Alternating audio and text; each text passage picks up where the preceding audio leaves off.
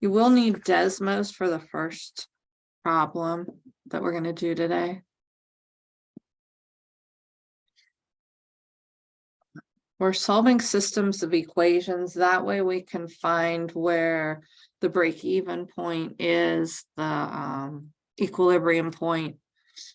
Things that would have more than one, like equilibrium, you have your demand and your supply. Break even, sometimes you have revenue and cost instead of the profit function. And so you need to be able to solve a system of equations. One way of solving that is by graphing.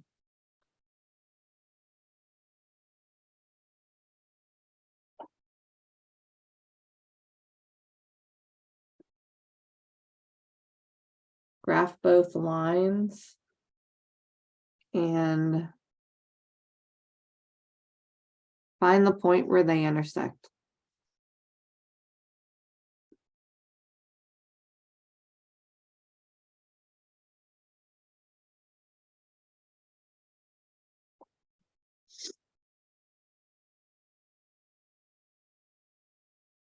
So if we look at these two, we want to solve, we'll do this A first and then we'll do B.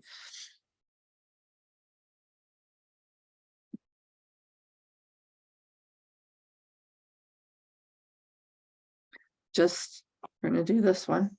Just type the equation. Y equals 3x minus 12. Then hit enter.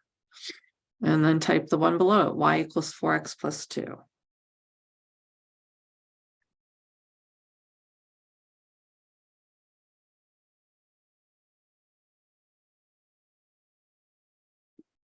Any questions on entering them? Notice the way I have it right now, we can't see where they intersect. So you could just zoom out or in. Notice zooming in makes it too close. Then you zoom out until you can see it. What's nice about Desmos is you can just go click on it and it'll give you it. If we were to graph this by hand, you want to make sure you're very precise because then you need to be able to count the units. It went, what was it, -14 down 54. So graphing it on a graphing utility is a lot easier. And I think Desmos is pretty user-friendly and is free.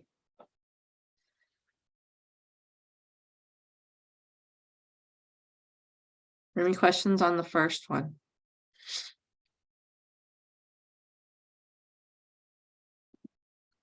The second one, y equals 2x plus 7. Y equals 2x minus 5.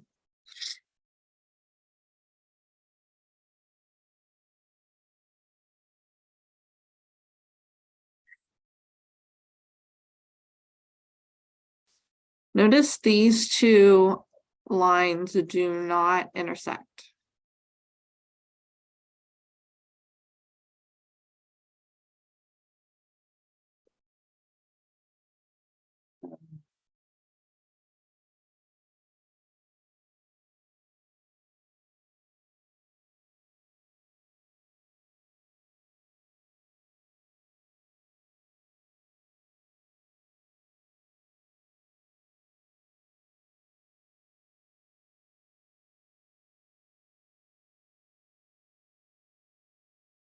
So parallel lines do not intersect. There's no solution.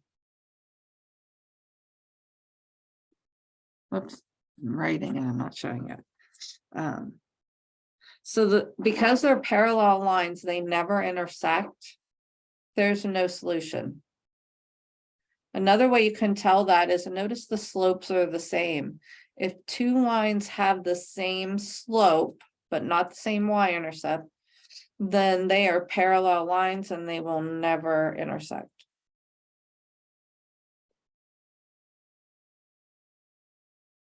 Any questions on that?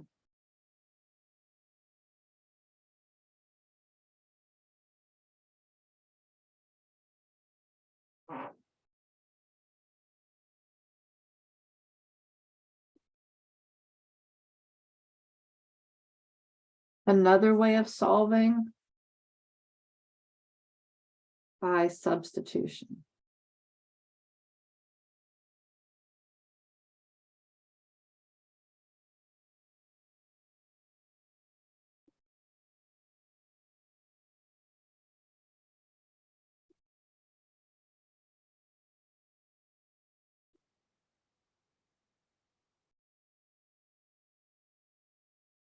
First thing you want to do, if it's not already, is solve for one variable.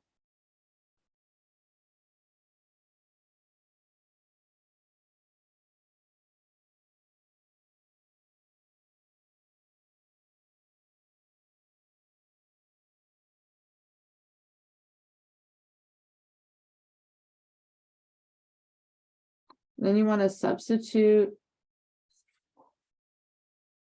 into the other equation.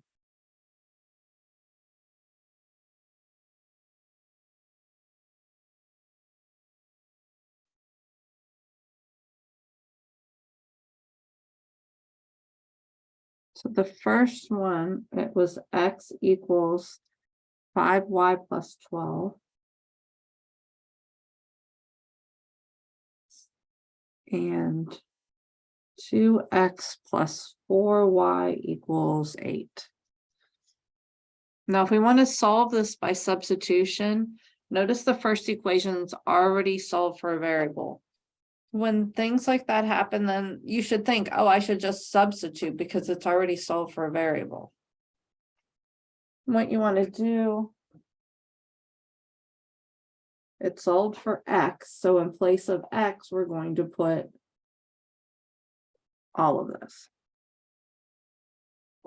So that we would have 2 times 5y plus 12 plus the 4y equals 8. So now we have one variable and we can solve for it.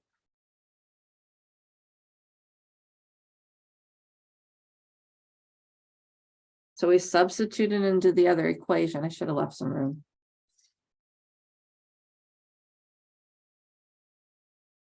Solve for the remaining variable.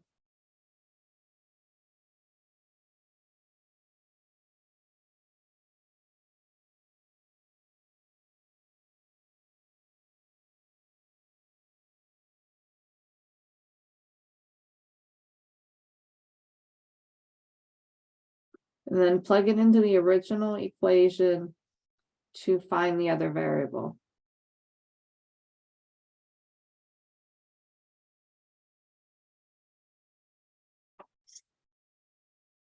So we plugged it in. Now simplifying, we want to get rid of parentheses first by distributing the 2. 10y plus 24 equals 4y, plus 4y equals 8.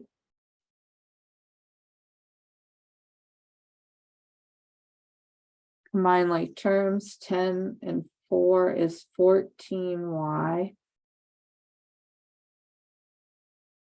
So I combine these two. Subtract the 24.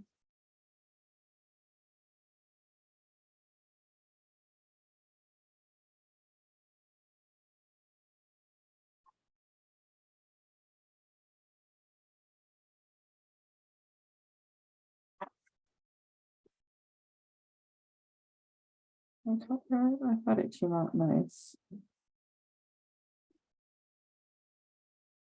Oh, this was a 3. Oh, wow. This is a little bit different than the problem I did. It was a 3. I took a different equation. So we'll solve this one. And they don't always come out nice.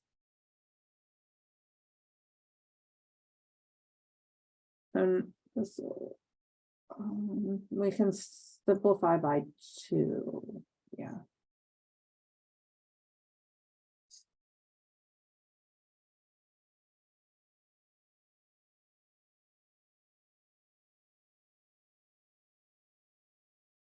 Any questions on that part? No, once you solve for the variable, you have to plug it in and solve for the remaining one. So we solved for y. Now we plug it back into either one of the original equations. I would use this one because we're looking for x and it's already solved for x.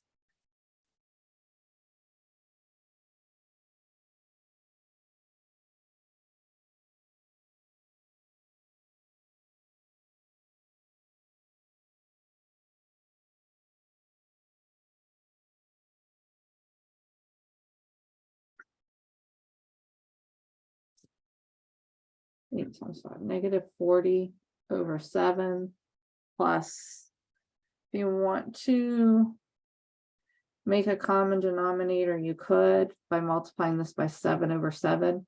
Your calculator should automatically do it for you. You can go 5 times negative 8/7 plus 12. And then this one, the fraction is under math. But somewhere on your calculator, you should have a fraction. Oh, I don't have my other one with me. But now, if you weren't sure, multiplying, you get 40 over 7. This one, you'd need to get a common denominator. 84 over 7, which gives us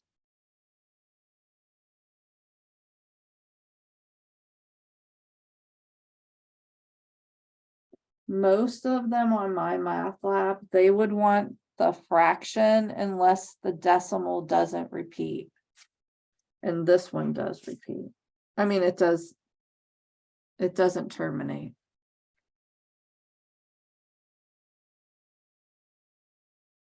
Any questions on that one? We'll try another one.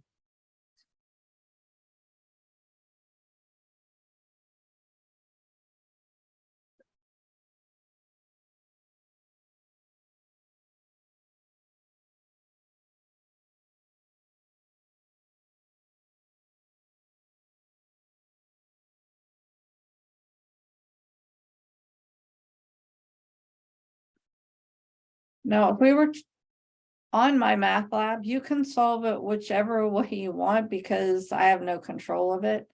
But you do want to make sure you understand all the processes because on a test, I can have you show your work. So if we're going to do this one by substitution, if I look here, I have to divide by 2 or 5, depending on which one I solve for, because this one's not solved for a variable. This one, though, notice I don't have to divide if I solve for x. I could just bring the y, 2.5y, to the other side. So that x equals a negative 2.5y plus 3. So if you have to solve by substitution, find the easiest one. Now, if this had a number also, then I'd probably use the 2, even the 5, because it won't be a fraction. I could use a decimal because it divides into a terminating fraction. Like dividing by 3, you could get 0.33333. You don't want that. But I chose this one because there was a no number in front. Then you take this and plug it in for x.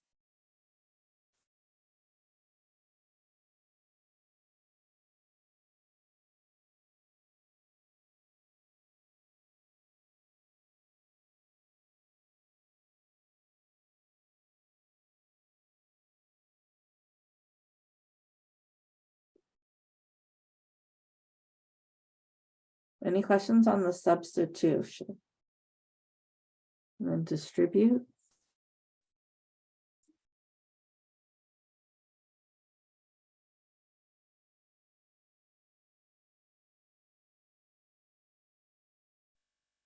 Notice the variables dropping out.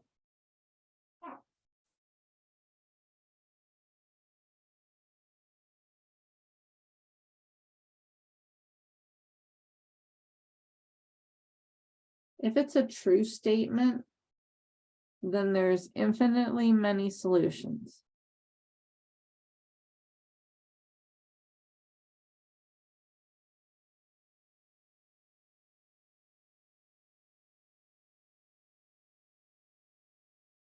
Those are the same line. If we multiplied through by a 2, we'd have 2x plus 5y equals 6. So they were the same equations, just written differently. So there's infinitely many solutions. If it was not true, then they would have been parallel lines and there would be no solution. So if we had 6 equals 8, then there'd be no solution. Any questions on substitution?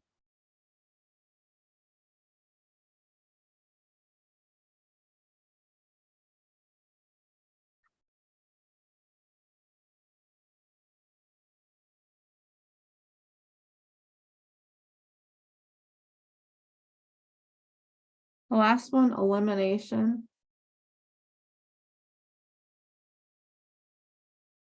When you're doing elimination, you have 2 equations on top of each other.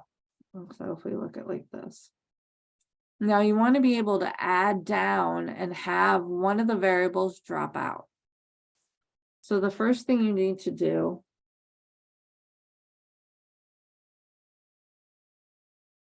multiply one or both equations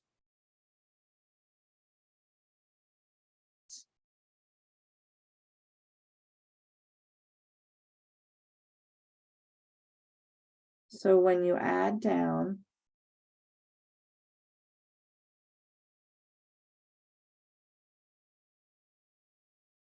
one variable drops out.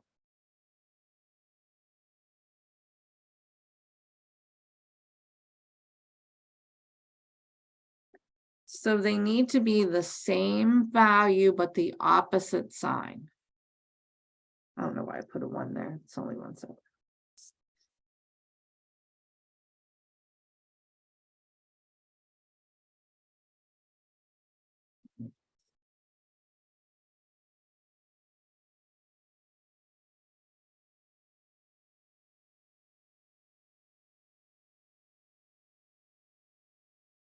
Solve for the variable that is left.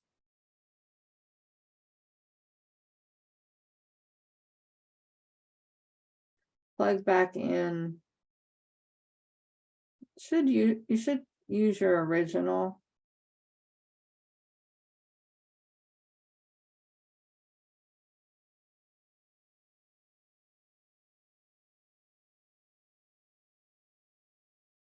Sometimes if the original had fractions and you multiplied through and got rid of them, then maybe you want to use the other equation.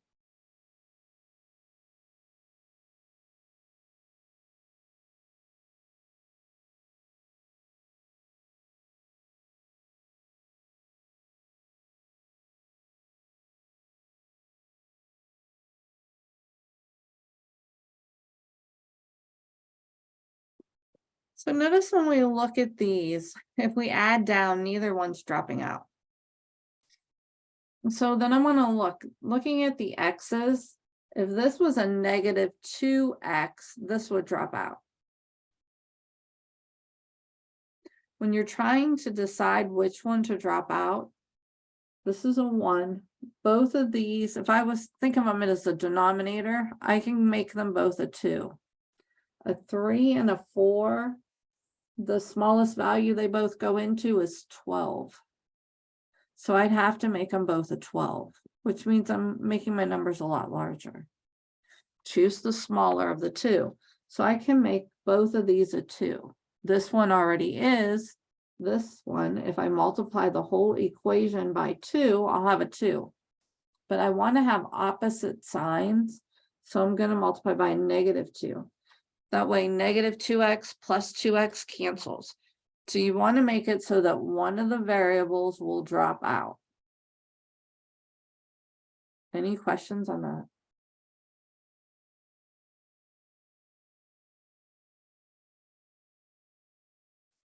So I'm going to multiply the first row by -2.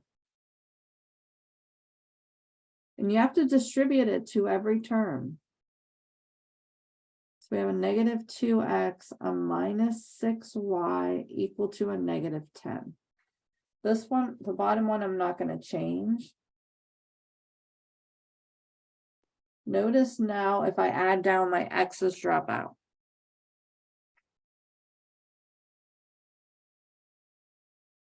Negative 6 and 4 is a negative 2y equal to negative 2, and then divide. Y equals 1.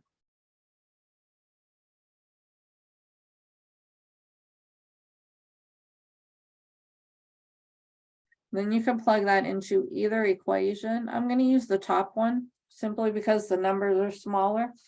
So I have x plus 3 times 1 equals 5. Now, if you wanted to check your answer, you could plug it into both of them and make sure they match. 3 times 1 is 3. Subtract it to the other side. X equals 2. So my answer is 2, 1. If I plug 2 and 1 in here,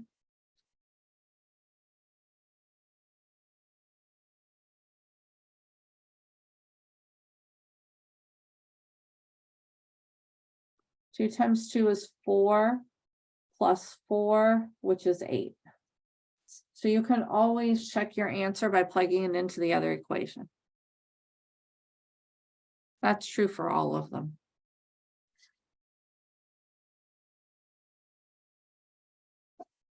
Any questions on that one?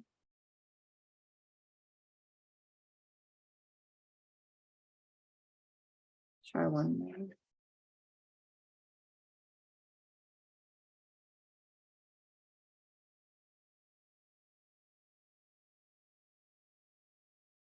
So I have 6x minus 9y equals 12, and 3x minus 4.5y equals a negative 6.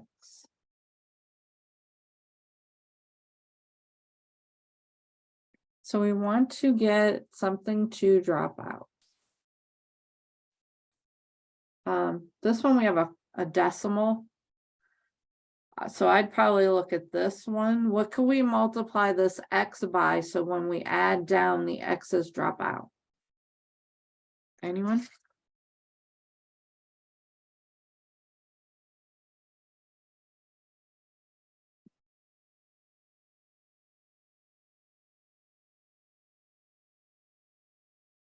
You can multiply the bottom one by negative 2. Exactly. Thank you. I can multiply that bottom one by a negative 2 because notice that'll give me negative 6x plus 6x. They're going to cancel. I'm not going to change the top then. 6x minus 9y equals 12. Multiplying, I get a negative 6x. Negative times this negative's a positive 9y equals a positive 12. Notice what happens when you add down. They both drop out. So we have 0 on this side and 24 on this side. When this is not equal, there's no solution. If we graph these, they'd be parallel lines. If it was 0 equals 0, when we graph it, the lines will be on top of each other. Any questions on that?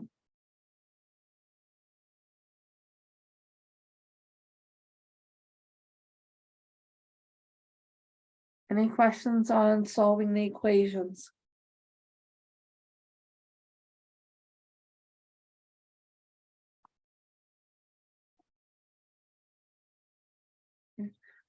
Break even is where a company is no longer at a loss. The problems last class, we did a couple that said no longer at a loss.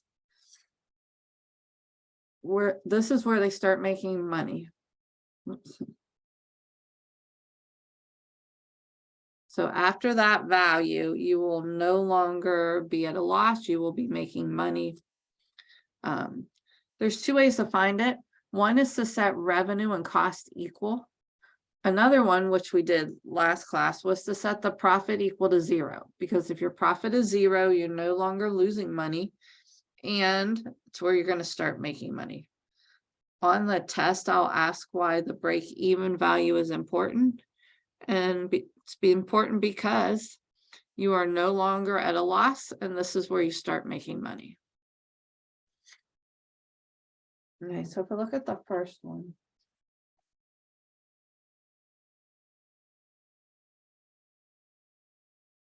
A manufacturer of sinks has a total revenue given by R of X equals 76.5X.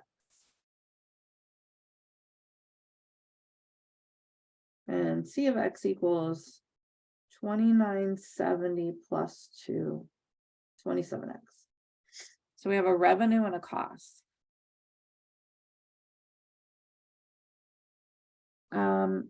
It doesn't say like hundreds of dollars. If it doesn't have any types of units, you would assume dollars.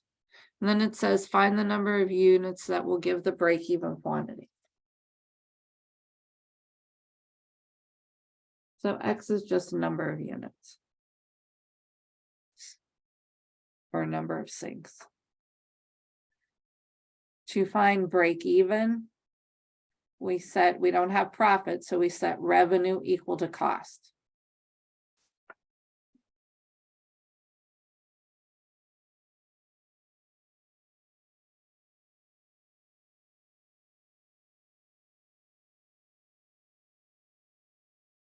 Now, we're not interested in revenue or cost. Of course, if this is break even, they should be 0 or very close to it. So we want to just solve for X.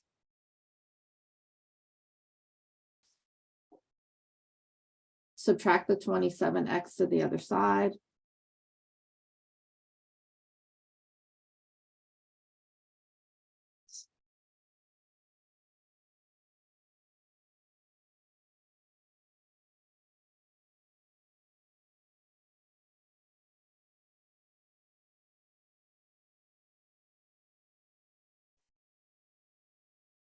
So when you subtract them, are you getting 49.5X?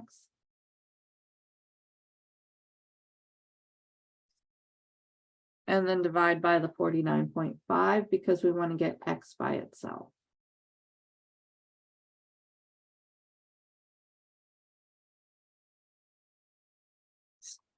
Now this came out nice. We will break even at 60 units. If it's a decimal, no matter what the decimal is, how small it is, you would have to round up. You cannot sell part of a sink. And you have to round up. If you round down, so if this was 60.1112, I think something like that. If I round this to 60, I'm not going to break even. I'm going to come a little bit short. So if there's a decimal, you have to round up, no matter how small it is.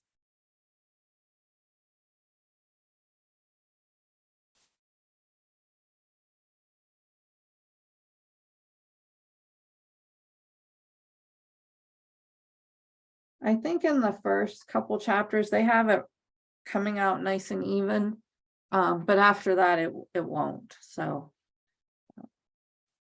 the key usually in my math lab is round properly. Instead of round to the nearest unit, it'll say round properly to the nearest unit. That should give you a hint that I may not be using a normal rounding.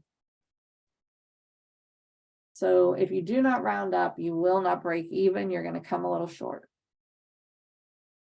Any questions on that?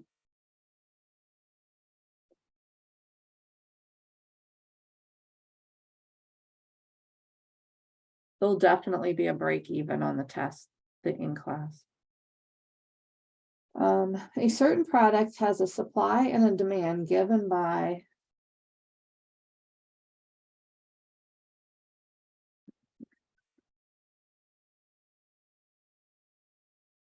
supply is P equals 5Q plus 20, and demand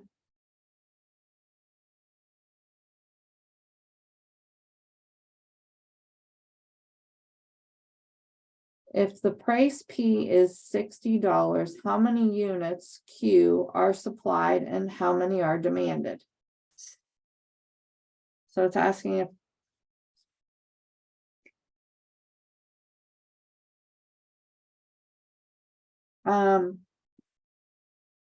yeah, I think it's easier. I was gonna say solve for the variable first, but I wouldn't. So they're giving us price. P is price and Q is quantity. So we want to, for supply first, plug in 60.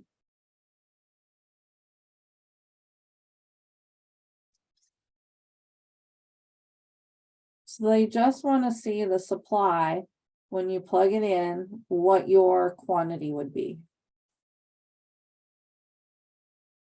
Subtract the 20.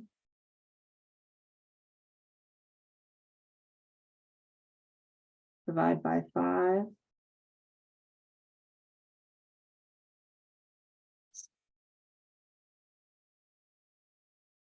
Units.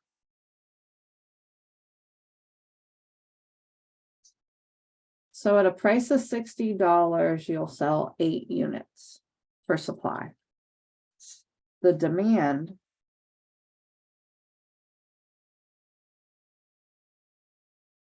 plug it into the other one.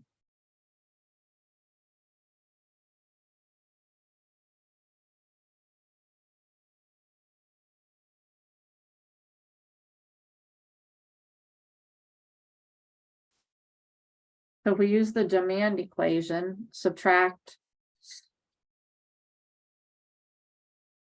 the 128 and divide by the 4.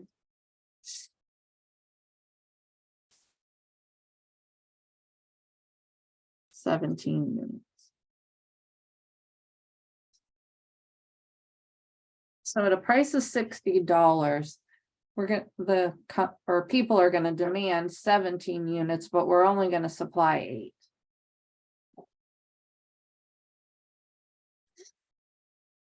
Any questions on that?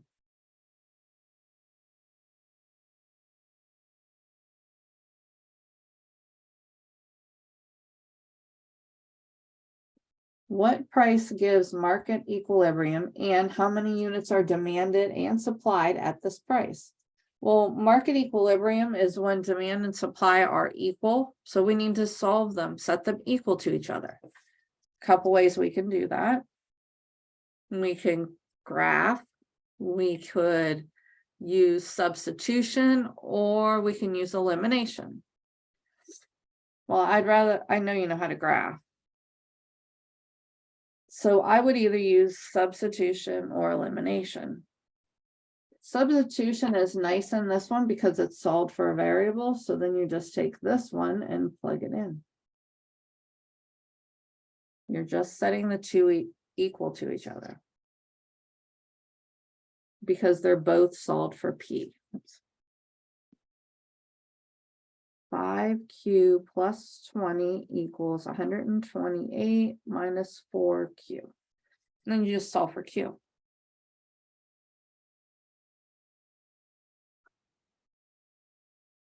Add this over.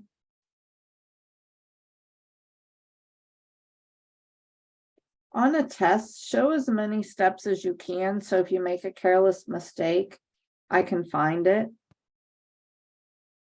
If you just give me an answer, I don't know how you got there.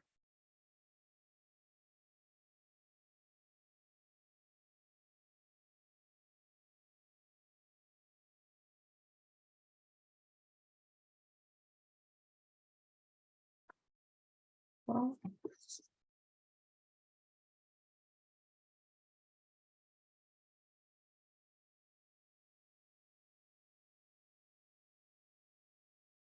so at 12 units, we would be at an equilibrium. To find the price, plug it into either equation. I'd probably use the first one. easier to plug into, or plug them into both and make sure they match. P equals 5 times Q plus 20. So I use the top one, and my Q is 12.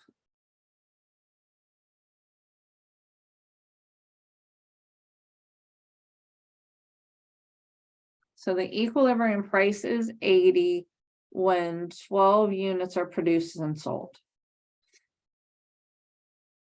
So if our price is 80, we will supply 12 and we will sell 12.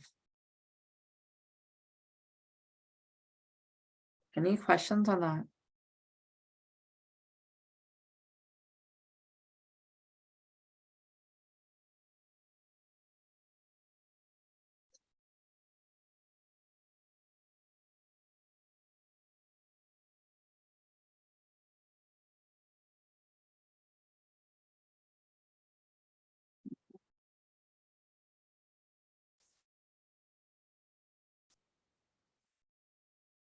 Numbers.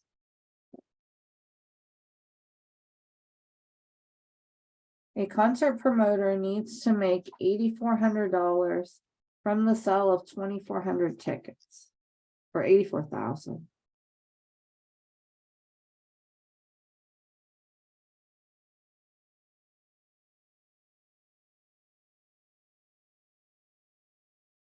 The promoter charges $30 for some tickets and $45 for others.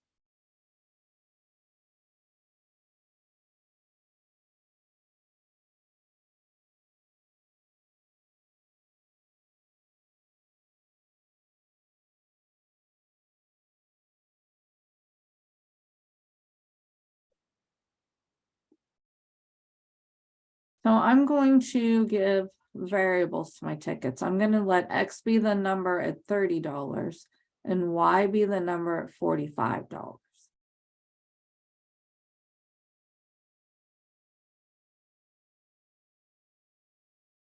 Oh, they even said it here. If there are X of the $30 tickets and Y of the $45 tickets, write an equation that states the total number of tickets.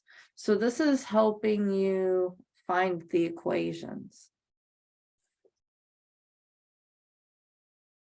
X is the $30 tickets, Y is the 45, and we're selling 2,400 tickets. So if this is the number of tickets, the two together should be 2,400.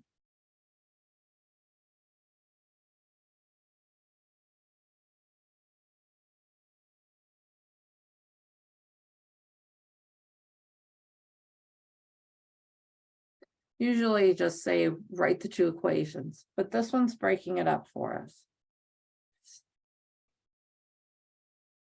Write an expression. Now the difference between an equation and an expression, an equation has an equal sign.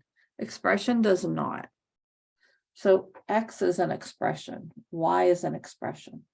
When I put the equal sign, they became an equation. And there's one on my math lab that breaks it up like this. It says, write an expression that shows the amount of money received from selling X tickets at $30. Well, if you want to find out how much you're going to make, however many tickets you sell at $30, you would multiply it by 30. So if you sold 10 tickets, 10 times 30, you made $300. So you're multiplying them together, 30x.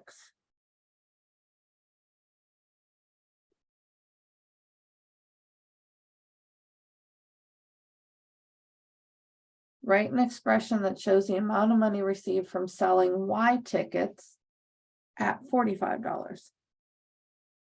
So Y tickets are $45. The total then is 45 times however many I sell, 45Y. Now you should be able to skip B and C and go right to D.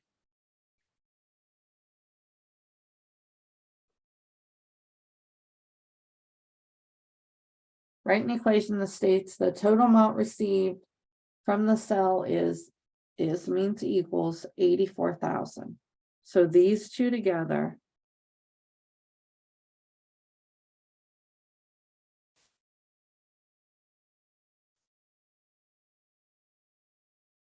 have to equal the 84,000.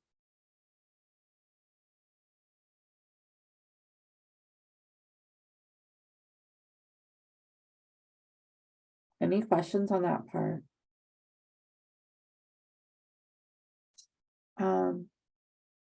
Next one. How many tickets must be sold at each price to yield the 84,000? So we have two equations. And we need to solve. We can solve by graphing, we can solve by substitution, we can solve by elimination. This one would be probably easiest substitution. We could do elimination. We'd have to multiply by a -30 or a -45, depending on which one we want to get dropped out. Would you use substitution or elimination? Does anyone have a preference?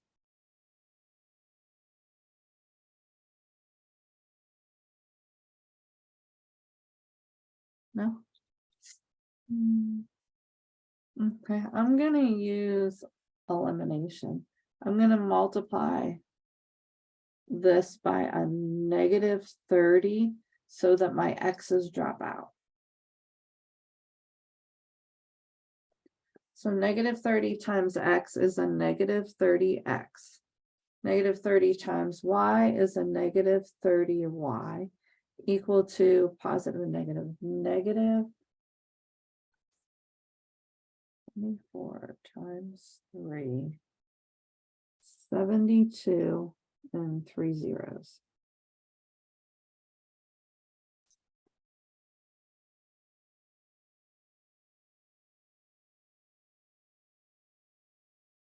When I add down, my x's drop out.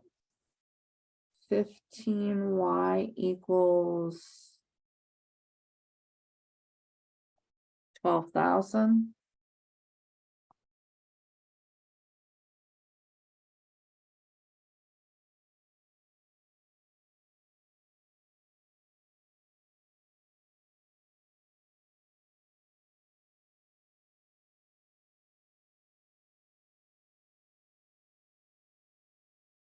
So I need to sell 800 tickets for the Y, and Y was $45. So 800 tickets at $45 each.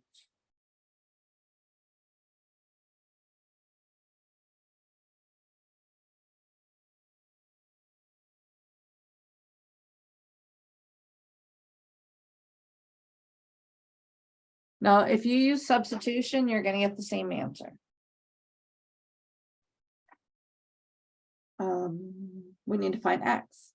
You can plug it into either equation. Of course, this one's easier. X plus 800, because that's what y is, equals 2,400. Subtract the 800.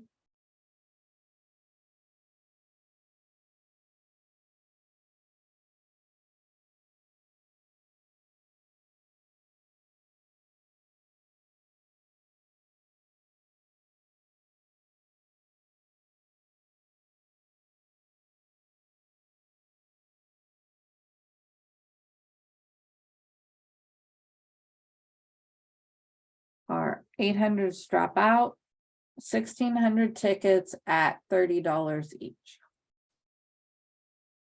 Any questions on that? Positive.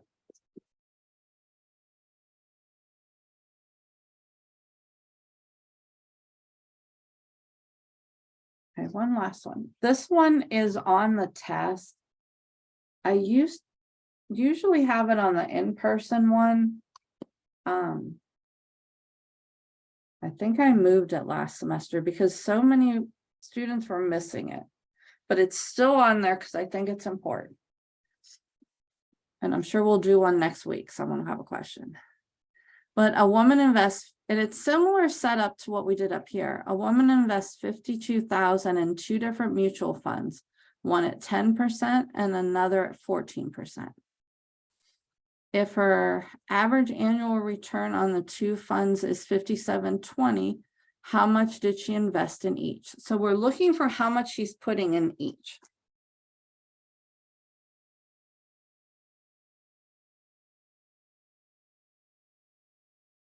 So both of these are the amount being invested. One will be at 10% and one will be at 14%.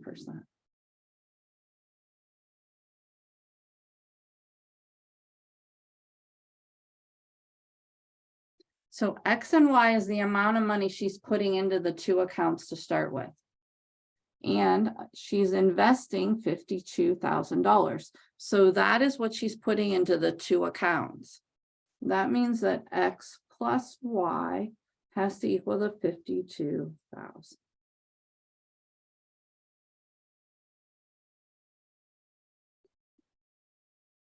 The interest that we made, this one's 10% of it, this one's 14%, is 5,720.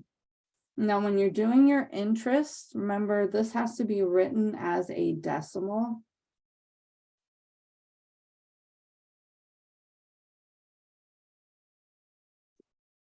So it would be 0.10x plus point, and you don't have to have the 0, 0.14y equals 5720. This is another one where elimination is probably easiest. But you could use substitution. Solve the first one for X and plug it into the second one.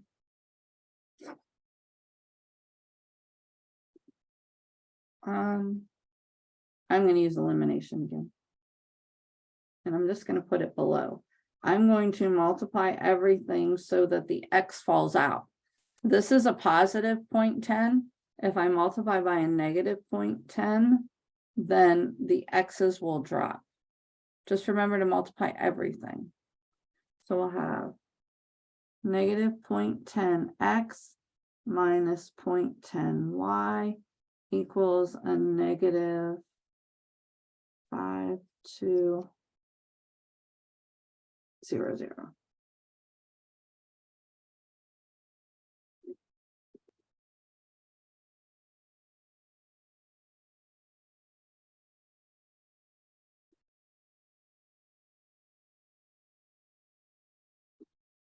Notice when you add down, the X's drop.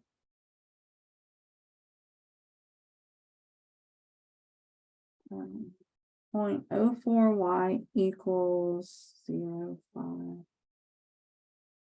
520.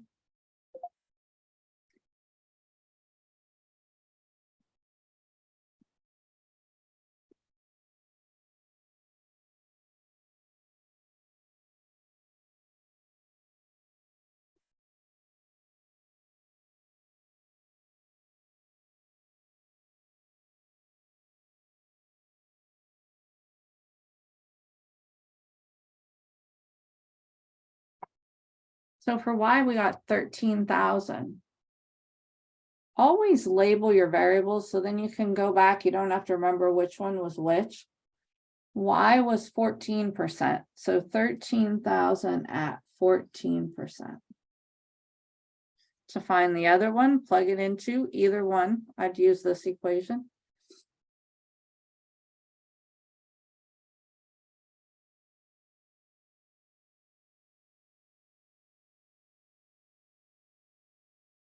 Subtract the 13,000.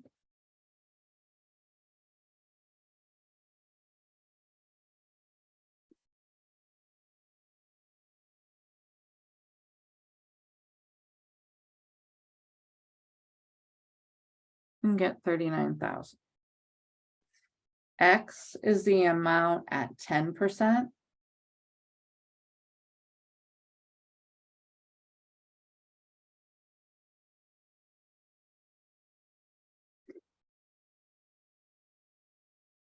Any questions on that?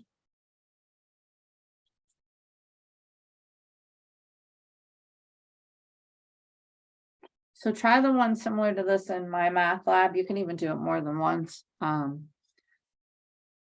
Also under my math lab, sometime this weekend will be sample problems. It'll be one section, but it's up to you if you want to do it. It is not for a grade. It's just a practice. I will also print them out and we will do them in class on Monday. Any questions?